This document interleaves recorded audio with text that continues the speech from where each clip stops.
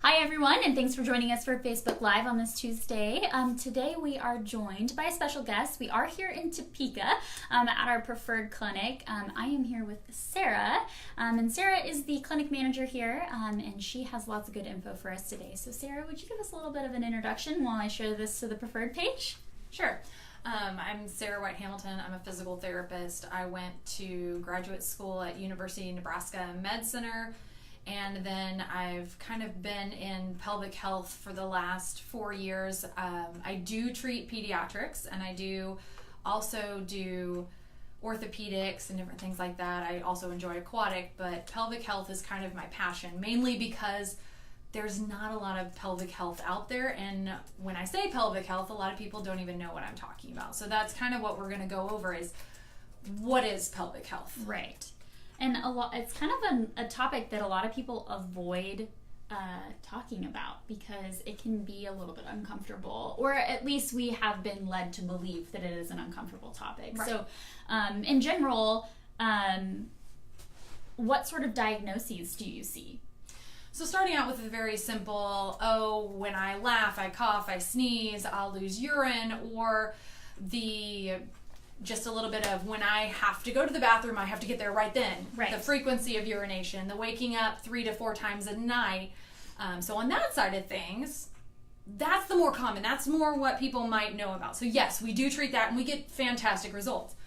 We also do, if you can't fully empty your bladder, which can cause increased risk of bladder infections, can cause you to have frequency of urination. So some of the people I see who have leaks or they have frequency of urination, it's because they never fully empty their bladder. Right. So just like if you're using a 32-ounce Quick Trip cup and you put it under that fountain and then you pull it away and you're like, let's try to top it off a little bit more. If you keep putting it under and you don't fully empty the thing out, it's not going to take very long for it to fully fill up again. Right. So it's the same idea. You want to make sure you fully empty.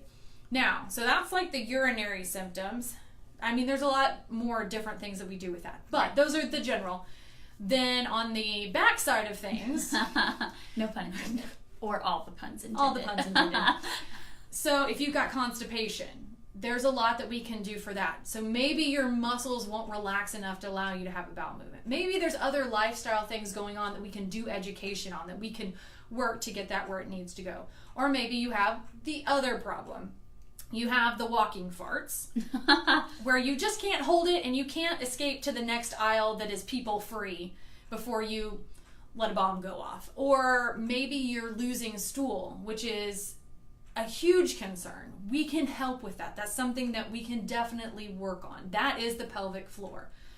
We also help with pain with intercourse, or people who can't use tampons have a difficult time going to the gynecologist because there's so much pain and tension in that area. Right. And maybe it's something you've had your entire life, or maybe it's something that came on after childbirth. Right. We work on all of those. I definitely work with pregnant women. So low back and hip pain while you're pregnant, pelvic pain when you're pregnant. We work with all of that. And after postpartum, huge. For sure, postpartum. Huge, yeah. Yeah. So you've been mentioning a little bit about the pelvic floor. What is the pelvic floor?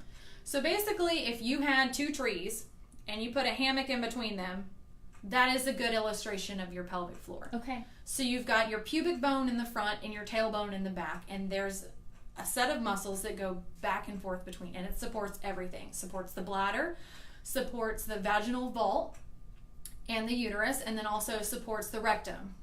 And I guess I'll make a case in point right here. We call it pelvic health because I don't just treat women. Right. I treat guys with these same conditions. Post-prostate surgery, if they're having urinary dribble, constipation, pain, and they can even have pain with intercourse, tailbone pain, all of that stuff. I treat guys too. So that's the reason why it used to be women's health. Right. Huge misnomer, because I do treat guys too. Yeah, absolutely. And we do have pelvic health or pelvic therapists at several of our clinics, and it is something that we find very important, and men and women alike find these problems, and really there's a wide range of ages as well. You were mentioning earlier that you've had patients in the past who have gone all the way to see a urogynecologist, a specialist about this, when if they would have just come, if they would have known. If they would have known. And come to you first, that this is probably something that you could have solved early on. Right, and that's the whole reason why I really wanted to do this with Regan.